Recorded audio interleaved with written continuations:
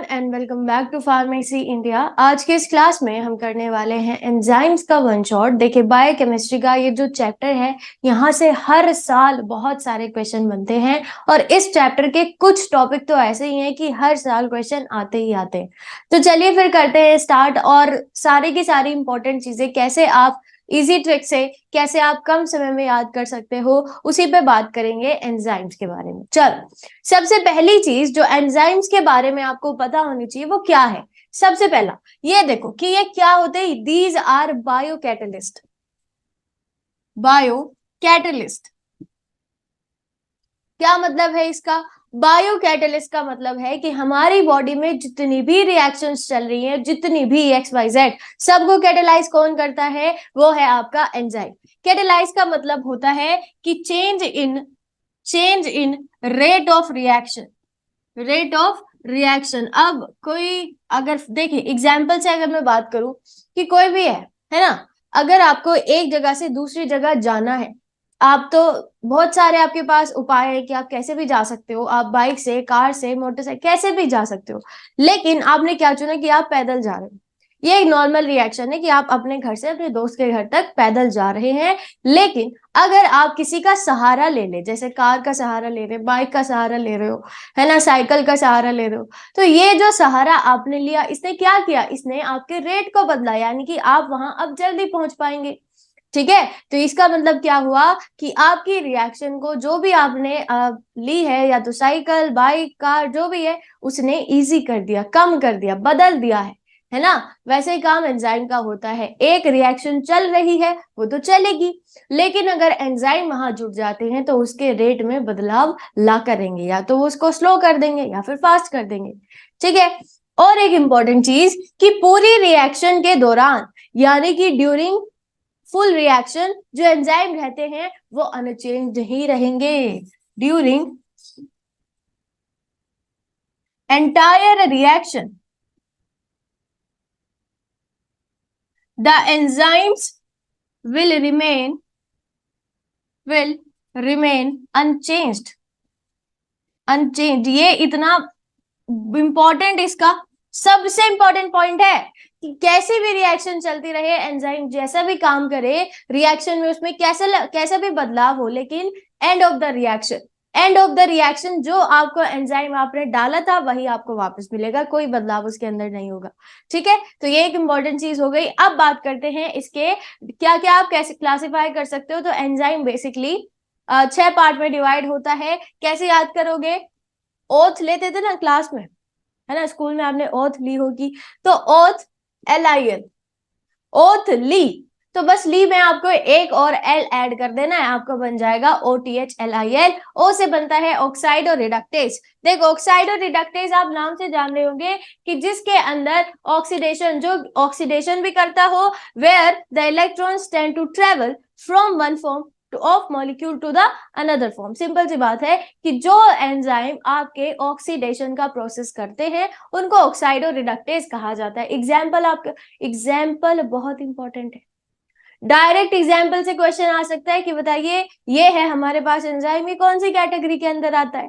ठीक है, तो इसीलिए याद रखिएगा कि ऑक्साइड और reductase, for example pyruvate dehydrogenase, है ना। पायरुवेट किसमें यूज करते हैं? हम करते हैं जैसे आपके ग्लाइकोलाइसिस हो गया, है ना, उसके अंदर यूज किया जाता है। उसके बाद ट्रांसफरेजेस की बात करें, जो किसी भी ग्रुप को एक जगह से दूसरी जगह ट्रांसफर करते हैं, वो ट्रांसफरेजेस होगा।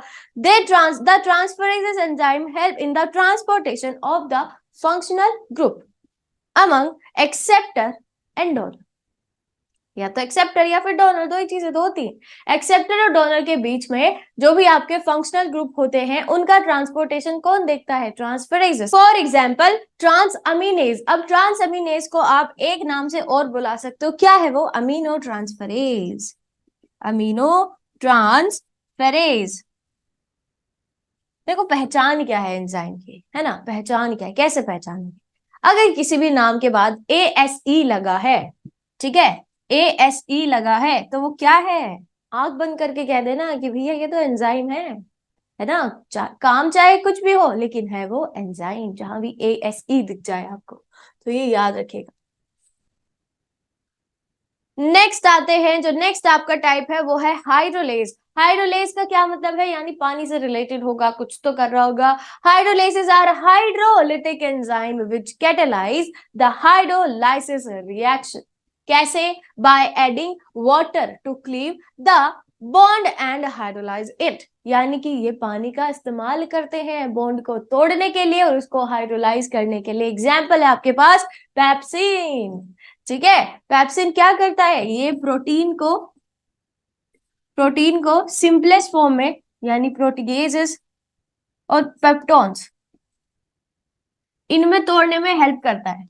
ठीक है, याद रखिएगा पेप्सिन आपकी बॉडी के अंदर ही प्रेजेंट होता है। देन लाइएज, लाइएज का काम है एड्स वाटर, CO2 और अमोनिया। तीन चीजें ऐड करेगा, ये ऐड करता है CO2, H2O और अमोनिया NH3।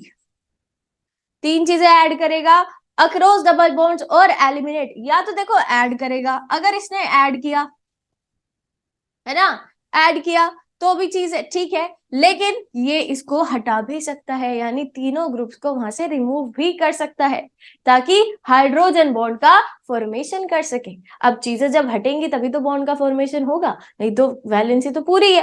ठीक है, देन इसका एग्जाम्पल है एल्डोलेज। नेक्स्ट बात करते हैं, जो नेक्स्ट आपका टाइप है आइसोमेरेसिस, है ना। आइसोमेरेसिस का इस्तेमाल आपने बहुत सारी रिएक्शंस के अंदर देखा होगा। The isomerases enzyme catalyse the structural shift present in a molecule, thus causing the change in the shape and structure of the molecule।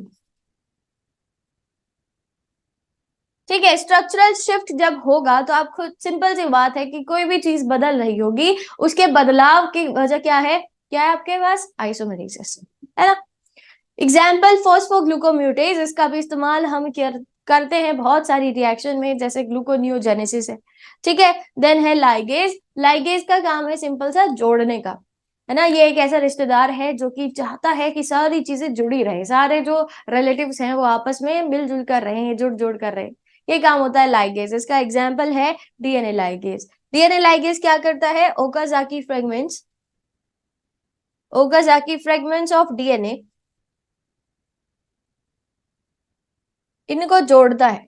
Ligase का मतलब होता है जोड़ना।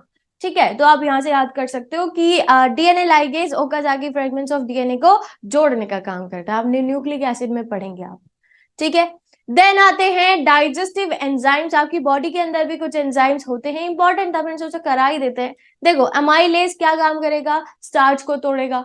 ठीक है, देन पेप्सिन अभी मैंने बताया प्रोटीन्स को तोड़ता है। इसके बाद ट्रिप्सिन, ये भी जो लार्ज मॉलिक्यूल्स होते हैं प्रोटीन्स को, उनको अब्जॉर्बल फॉर्म में कन्वर्ट करेगा।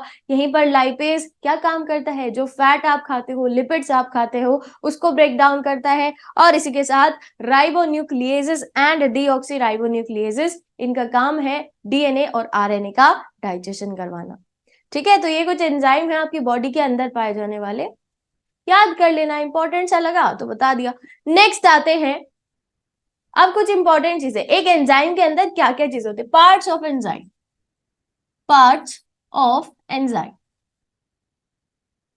देखो पार्ट्स ऑफ एंजाइम में हम कुछ पार्ट्स पढ़ेंगे कि क्या काम करते हैं और कैसे होते हैं। सबसे पहला प्रोस्थेटिक ग्रुप, नाम तो जरूर सुना होगा आपने कि प्रोस्थेटिक ग्रुप क्या होता है, डेफिनेशन से भी क्वेश्चन बन सकते हैं।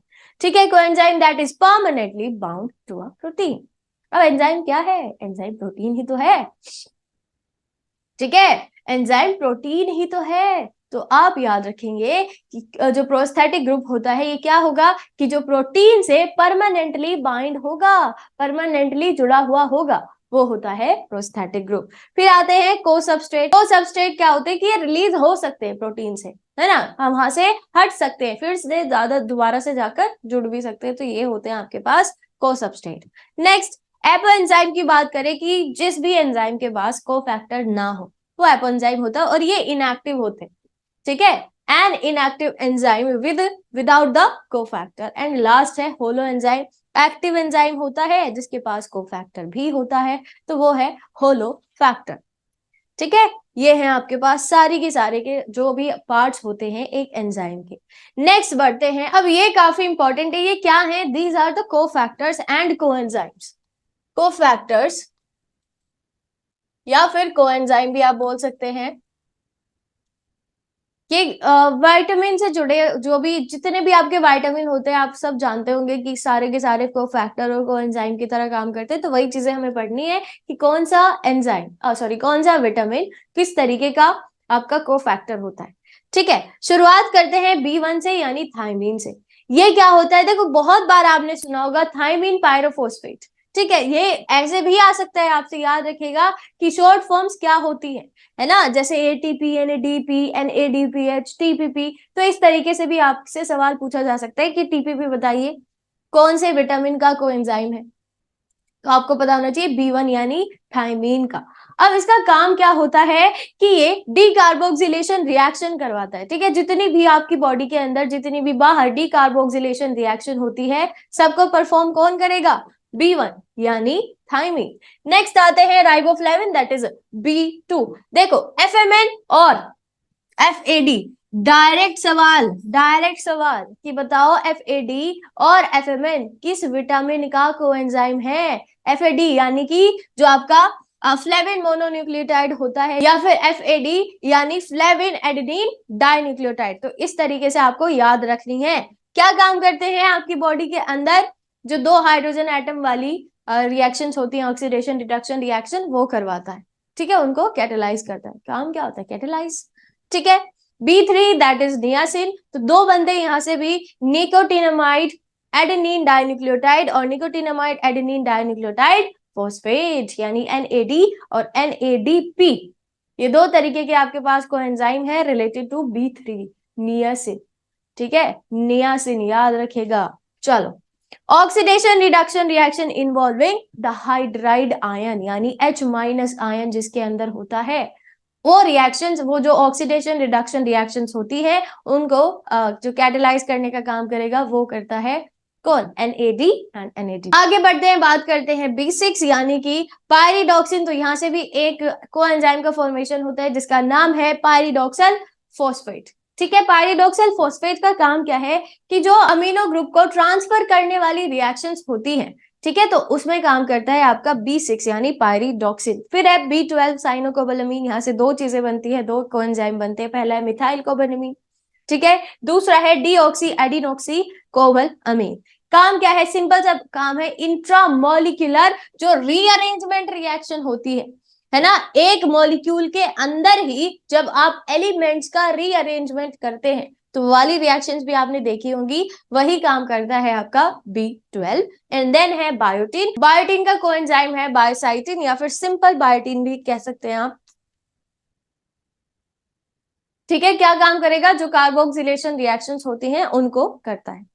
फिर आते हैं फॉलिक एसिड पे। अब ये जो फॉलिक एसिड है, इसके से इससे क्या कोएंजाइम बनेगा, देखो टेट्राहाइड्रोफोलेट यानी कि FH4 हाइड्रोफोलेट, है ना। टेट्रा यानी चार, हाइड्रो हाइड्रोजन, फोलेट यानी कि फॉलिक एसिड।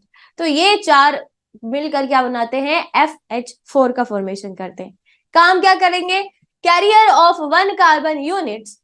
ठीक है, एक कार्बन यूनिट्स के करियर होते हैं, जैसे कि फॉर्मिल ग्रुप हो गया आपका, और भी बहुत सारे ग्रुप है।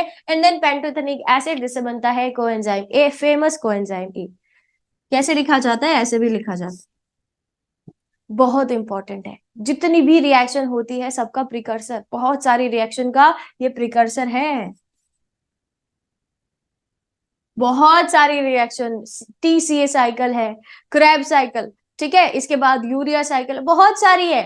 ठीक है, क्या काम करेगा, ये करियर ऑफ असाइल ग्रुप्स। तो जो असाइल ग्रुप्स होती हैं उन सब का करियर कौन है, कोएंजाइम ए है। ठीक है, and then is C that is ascorbic acid. इसका कोई भी कोएंजाइम नहीं होता है। ठीक है, आपसे सवाल कैसे भी आ सकता है कि बताइए कौन सा विटामिन ऐसा है जिसका कोई भी को एंजाइम में कोफैक्टर नहीं होता है, तो दैट इज एस्कॉर्बिक यानी कि C, विटामिन C।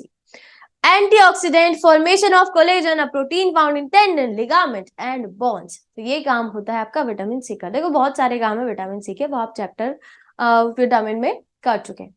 देन बात करते हैं, कुछ को एंजाइम ऐसे होते हैं जो कि नॉन विटामिन होंगे, यानी कि विटामिन को छोड़ दो, उसके बाद भी कुछ कोएंजाइम आपके पास निकल कर आते हैं। For example adenosine triphosphate ATP, ठीक है, साइटिडीन डाइफॉस्फेट, सिटिडीन डाइ। देखो कैसे आपको याद करना है, आपके पास चार ही चीजें होंगी, या तो एडेनिन होगा, या फिर गुआनोसिन होगा, साइटोसिन होगा, थाइमोसिन होगा। क्या है ये? दीज, याद करो, नाइट्रोजनस बेसिस, है ना। चलो, adenosine triphosphate that is ATP क्या काम करता है? फॉस्फेट को डोनेट कर देता है। Adenosine and adenosine non phosphate, तो इन चीजों का डोनेशन करता है।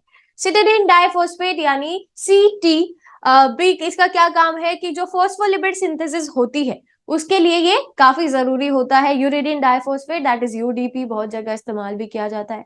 ठीक है, क्या होता है? Carrier of monosac saccharide required for glycogen synthesis. तो ग्लाइकोजन सिंथेसिस जब करते हैं, ग्लाइकोलाइसिस, ठीक है,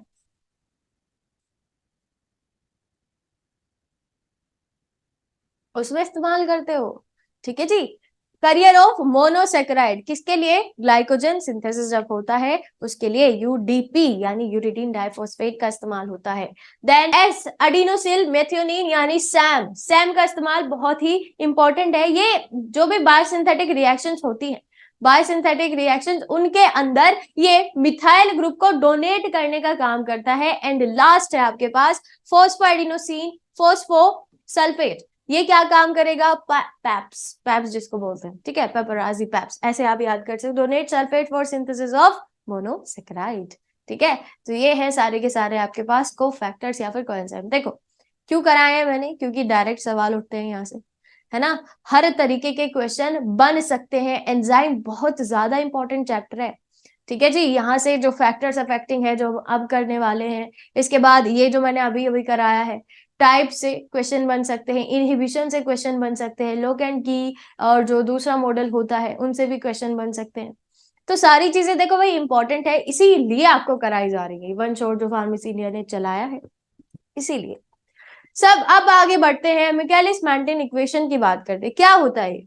It explains how the rate of an enzyme catalyzed reaction depends on the concentration of the enzyme and the substrate.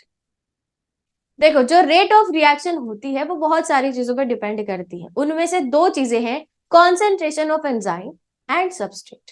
कितना आपके पास substrate है, कितना आपके पास एंजाइम है। अब सिंपल सी बात है कि जितना ज्यादा सबस्ट्रेट होगा उतनी ज्यादा रिएक्शन चलेगी, जितना ज्यादा आपके पास एंजाइम होगा उतनी तेज या फिर उस हिसाब से वो रिएक्शन चलेगी जैसा भी एंजाइम चाहेगा। लेकिन ये सारी चीजें एक पर्टिकुलर समय के लिए होती हैं, उसके बाद वो स्टेशनरी हो जाएगा। ऐसा तो नहीं है कि आप सबसे डालो रिएक्शन होती जा रही है होती जा रही है होती जा रही है, नहीं होता है ऐसा। सैचुरेशन पॉइंट आता है। ठीक है, let's consider a reaction in which a substrate binds reversibly to an enzyme to form an enzyme complex, है ना। देखो क्या होता है कि फॉर एग्जांपल ये है आपके पास सबस्ट्रेट, ठीक है, ये है आपके पास एंजाइम। अब ये रिवर्सिबली तो बाइंड करेगा, है ना, रिवर्सिबली बाइंड करके कुछ इस तरीके का आपके पास कॉम्प्लेक्स निकल कर आएगा। रिवर्सिबली मतलब ये ऐसे भी जा सकता है, वापस टूटना भी तो है, जब रिएक्शन कंप्लीट हो जाएगी दोबारा से हमको एंजाइम का इस्तेमाल करना है। ये होता है आपका ईएस कॉम्प्लेक्स। आप समझिए कि मैं एक तरीके से आपको लोकेंट की हाइपोथेसिस बता रही हूँ। तो इसी तरीके से ये बनता है। उसके बाद रिएक्शन कंप्लीट होने के बाद ये अलग और ये अलग, तो इस तरीके का होता है आपके पास पूरी की पूरी रिएक्शन। ठीक है, चलो वापस आते हैं। ये है, बन गई दोनों चीजें। सबस्ट्रेट एंजाइम को हमने कनेक्ट करा, इलेक्ट एंजाइम सबस्ट्रेट कॉम्प्लेक्स बनाया और वापस से प्रोडक्ट अलग हो गया हमारा और उसके बाद एंजाइम अलग हो गया। ठीक है, चलो Km, ये जो मिकेलिस मेंटेन कांस्टेंट होता है ये क्या है? देखो Km is equal to K2 plus K3 upon K1। क्या है ये? कॉन्सेंट्रेशन ऑफ, ये सारी की सारी कॉन्सेंट्रेशन है भैया। ठीक है, जैसे मैं आपको यहां पर दिखाऊं, ये अगर मैं इसको K1 मान लू, इसको K2 मान लू और ये K3 है, ऐसे मानकर चले। या फिर आप समझिए कि मैं थोड़ा सा और बदलाव कर रही हूँ कि ये है आपके पास K1, ये है आपके पास K2 और ये है आपके पास K3। ठीक है, तो अगर मैं इन सारी चीजों को ऐड कर दूं और इससे डिवाइड कर दूं तो आपके पास जो निकल कर आता है वो है Michaelis maintain constant that is Km। ये रहा। ठीक है जी, क्लियर है। The following equation is obtained after suitable algebraic manipulation. किससे मिली हमको ये जो रिएक्शन मिली है, इसी के मैनिपुलेशन से मिली है। कैसे मिली है? v यानी वेलोसिटी।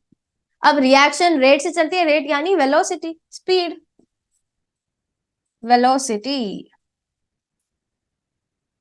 ठीक है जी, और ये है concentration of substrate, concentration of substrate. देखो v is equal to V max concentration of substrate upon km, that is Michaelis Menten equation, Michaelis Menten constant, sorry, और कॉन्सेंट्रेशन ऑफ सबस्ट्रेट। तो ये जो पूरी की पूरी इक्वेशन है आपके पास, ये है एक्चुअली कि क्या होती है आपके पास, मिचालिस मेंटन इक्वेशन, ये है।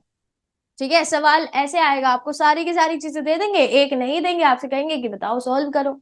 ठीक है, तो इस तरीके का होता है आपके पास। ये देखो v क्या है, मेजर्ड वेलोसिटी, जो हमने अभी अभी आपको बताया है, v मैक्स मैक्सिमम वेलोसिटी होता है। ऐसे सबस्ट्रेट को कॉन्सेंट्रेशन km होता है, मिचालिस मेंटन कांस्टेंट। ये मैंने ऑलरेडी आपको लिखवा दिया है। ठीक है, तो ये है बस, मिचालिस मेंटन इक्वेशन के बारे में इतना जान लो, इनफ है, बहुत है। डेफिनेशन नहीं पूछेंगे वो आपसे, वो मतलब जानना चाहेंगे आपसे। ठीक है, जो जो पॉइंट मैंने यहाँ लिखवाए हैं वो इंपॉर्टेंट है, पॉइंट से सवाल उठाए जाते हैं। ठीक है जी, चलो आगे बढ़ते हैं। Km value is a constant, मैंने आपको अभी अभी बताया है, and a characteristic feature of a given enzyme, यानी कि हर एक एंजाइम की Km वैल्यू अलग होती है। ठीक है, हर एक एंजाइम की Km वैल्यू अलग होती है, उसकी अपने पास अलग है। जैसे आपके पास थंबप्रिंट होता है, थंब है ना, कि आपका अंगूठा जो है वो आपकी पहचान है, उसी तरीके से हर एक एंजाइम की Km वैल्यू उसकी पहचान होती है। हर एक एंजाइम का Km वैल्यू डिफरेंट होगा। A low Km value indicates a strong affinity between enzyme and substrate. A high Km value reflects a weak affinity. यानी कि अगर मैं बॉन्डिंग की बात करूं, एफिनिटी की बात करूं, तो ये इनवर्स रिलेशन में होते हैं Km वैल्यू के। For majority of enzyme, the Km value are in the range of 10 की पावर 5 to 10 की पावर 2 मोल्स। तो ये इस तरीके से है, 2 10 की पावर -2 मोल्स, है ना, ये इस तरीके से होगा, तो याद रखिएगा। इसके बाद Km is not dependent on the concentration of enzyme.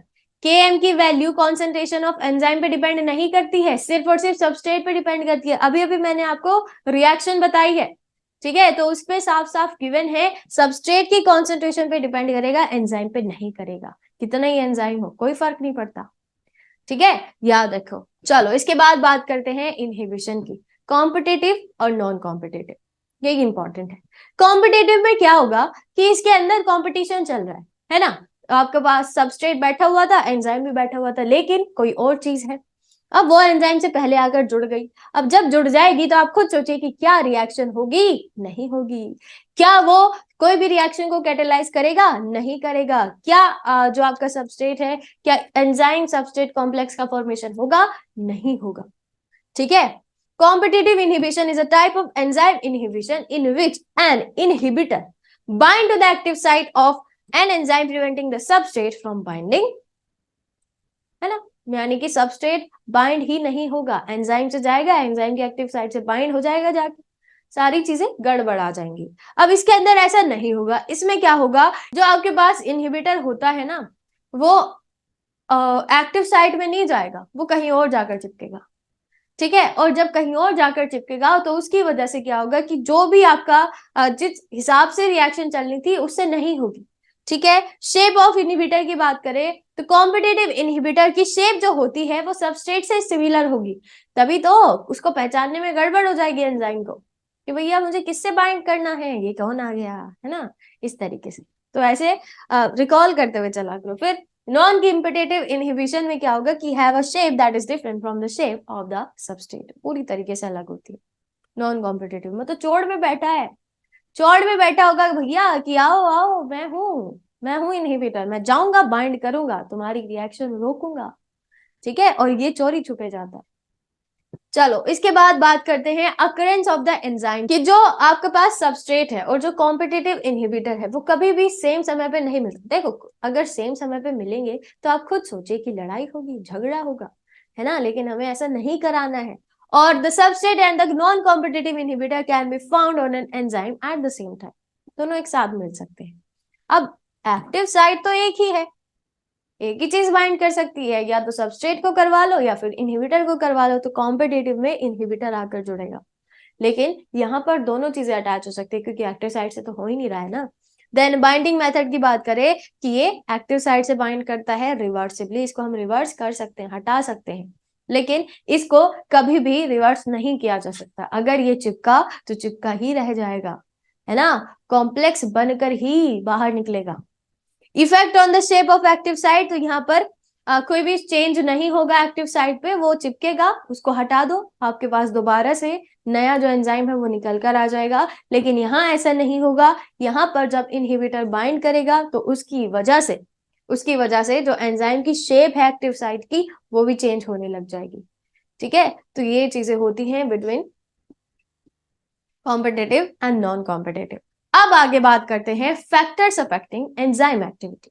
ये भी काफी इंपॉर्टेंट है कि कौन कौन से ऐसे फैक्टर होते हैं जो कि एंजाइम की एक्टिविटी को अफेक्ट करते हैं, जिसमें से सबसे पहला है आपके पास एंजाइम की कॉन्सेंट्रेशन। ठीक है, अब सिंपल सी बात है कि कोई भी चीज है, पैसा आपको मिलता जाए तो आपकी जो बढ़त है, आपका जो काम करने का तरीका है वो बढ़ता जाएगा। तो ऐसे ही एंजाइम की कॉन्सेंट्रेशन है, कोई भी रिएक्शन है अगर उसमें आप एंजाइम की कॉन्सेंट्रेशन बढ़ाते जाओ तो ये तो फायदा है ना, ये तो फायदे वाली बात है। और ये कब होगी, ये जब होगा जब आपका कॉन्सेंट्रेशन ऑफ एंजाइम इंक्रीज करेगा, यानी एंजाइम की concentration is directly proportional to the rate of reaction. ठीक है, when the enzyme's concentration increases the reaction rate proportionally increases, ये हमने आपको बता दिया है। चलो आगे बढ़ते हैं। नेक्स्ट जो आपका अफेक्ट है वो है टेम्परेचर का। तो देखो, हर एक एंजाइम का अपना एक टेम्परेचर होता है कि हम इतने टेम्परेचर पे काम करेंगे, अगर इतना हमको नहीं मिला तो हम काम नहीं कर पाएंगे। यानी कि एंजाइम जो होते हैं ना टेम्परेचर स्पेसिफिक होते हैं। ठीक है, फॉर एग्जाम्पल कि मैं हूं, हम लोग हैं, तो हमको एक एनवायरनमेंट की जरूरत होती है। अब बहुत ज्यादा गर्मी कर दो, बहुत ज्यादा ठंड कर दो तो आप काम नहीं कर पाएंगे, आपके लिए भी एक सर्वाइवल टेम्परेचर होता है। उसी तरीके से एंजाइम के लिए भी एक ऑप्टिमम टेम्परेचर होता है जिसमें वो ज्यादा एक्टिव होते हैं। अगर थोड़ा बहुत बढ़ाओगे तो ठीक है, चलेगा, लेकिन ज्यादा बदलाव अगर आपने करा तो एंजाइम अपना काम त्याग देता है। ठीक है, enzymes work best when they are kept at a temperature that's comfortable for them, जिसको ऑप्टिमम टेम्परेचर कहा जाता है। ऑप्टिमम टेम्परेचर, ठीक है। However, high temperature can change or can damage enzyme they because they are protein molecule। आपने जरूर नाम सुना होगा डीनेचुरेशन ऑफ प्रोटीन्स, डीनेचुरेशन। अब एंजाइम क्या है, एंजाइम आपके प्रोटीन ही तो है। अगर आप टेम्परेचर बढ़ाते जा रहे हो तो प्रोटीन का स्ट्रक्चर टूट जाता है, तो ऐसे ही एंजाइम का स्ट्रक्चर टूट जाएगा। ठीक है, डीनेचुरेशन हो जाएगा, जो नेटिव स्ट्रक्चर है, जो 3D स्ट्रक्चर है, वो पूरी तरीके से डैमेज भी हो सकता है। इसके बाद increasing the temperature has two impacts on the enzyme, जो मैंने ऑलरेडी आपको बता दिया, या तो वो ठीक तरीके से काम करते रहेंगे, नहीं तो वो डीनेचर हो सकते हैं। First the reaction velocity increases slightly, है ना, धीरे धीरे जैसे जैसे भी आप टेम्परेचर बढ़ाओगे वैसे वैसे आराम आराम से रेट ऑफ रिएक्शन इंक्रीज करता जाएगा।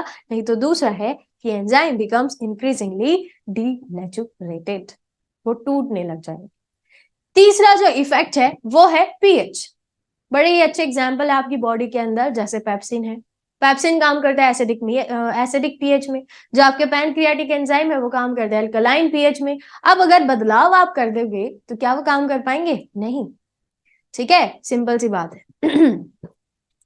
Acids are liquid with pH less than 7, हम सब जानते हैं, और बेसिस अल्कलाइन मीडियम होता है, जब 7 से आप बढ़ा देते हो 7 पे न्यूट्रल होता है। At 25 degree Celsius, pH 7 drinks are neutral and have the same acidity as pure water, जैसे सिंपल पानी की होती है। As a result, changing the pH value impacts the enzyme। ठीक है, some enzyme have strong catalytic activity in acidic environments, for example pepsin, लिख लो।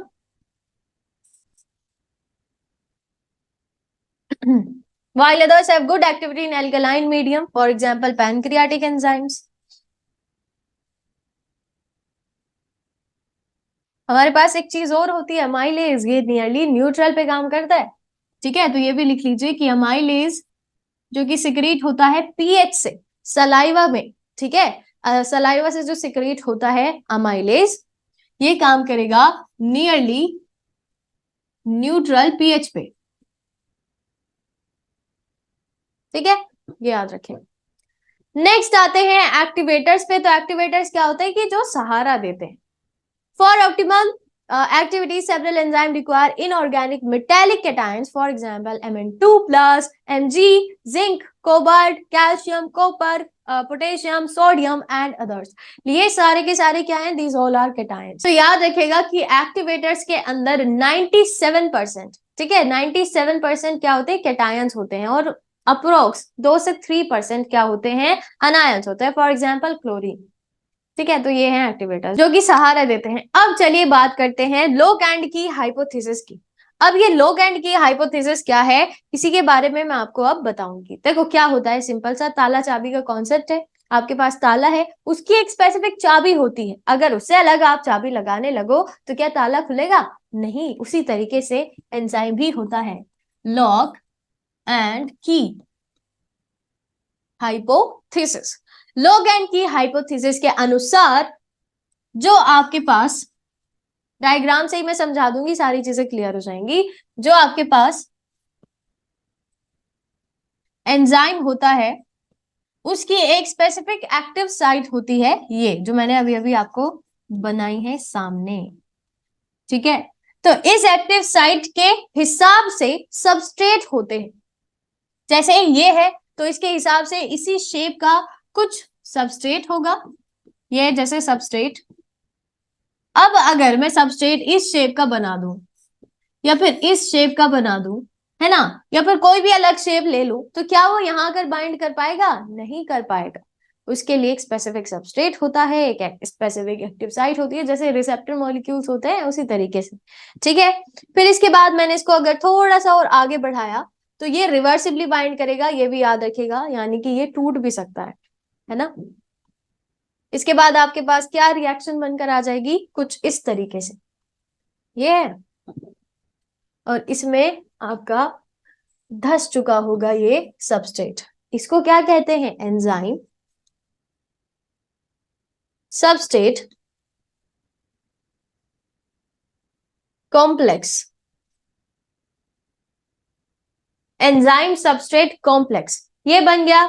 इसके बाद क्या होगा कि मैंने आपको शुरुआत में ही बताया है कि एंजाइम हमेशा अनचेंज्ड ही रहेंगे, यानी कि जैसा आपने किसी भी रिएक्शंस के अंदर दिया है उसी तरीके से वो बाहर भी निकलेगा, है ना। तो यहां पर अब जो चीज निकल कर आएगी वो एंजाइम तो है ही, एंजाइम के साथ साथ प्रोडक्ट निकल कर आ जाएगा। ठीक है, ये क्या है? This is product. अब इस एंजाइम को आप दूसरी रिएक्शन में भी यूज कर सकते हो, दूसरी रिएक्शन में भी इस्तेमाल कर सकते हैं। ठीक है, दिस इज लॉक एंड की हाइपोथेसिस। क्या हुआ, आपके पास जैसे हर एक ताले की स्पेसिफिक चाबी होती है, ठीक है, कि इस ताले की ये चाबी है, इससे अलग यहाँ नहीं लग सकती, उसी तरीके से एंजाइम भी बड़ा ही स्पेसिफिक होता है अपने सबस्ट्रेट को लेके। यानी कि एक एंजाइम की एक्टिव साइट होती है, उस एक्टिव साइट के अनुसार सारे के सारे सबस्ट्रेट जो होते हैं उसी तरीके से आकर बाइंड करेंगे। ठीक है, वहां आकर जब वो बाइंड कर जाएंगे तो जो कॉम्प्लेक्स आपके पास निकल कर आता है वो है एंजाइम सबस्ट्रेट कॉम्प्लेक्स। और ये एंजाइम सबस्ट्रेट कॉम्प्लेक्स जब आगे चलेगा तो आपके पास प्रोडक्ट निकल कर आ जाएगा जो आपको चाहिए था, और एंजाइम अनचेंज्ड रह जाता है। ये है पूरा लॉक एंड की हाइपोथेसिस। आई होप क्लियर हो गया होगा आपको। और इसी के साथ हमने कंप्लीट कर लिया है अपना ये चैप्टर भी जो है एंजाइम। आई होप सब कुछ क्लियर हो गया होगा आपको। तो मिलते हैं अगली वीडियो में एक नए चैप्टर के वन शॉट के साथ। तब तक के लिए आप बने रहिएगा फार्मेसी इंडिया के साथ, क्योंकि डरने की है क्या बात जब फार्मेसी इंडिया है आपके साथ। Thank you and take care.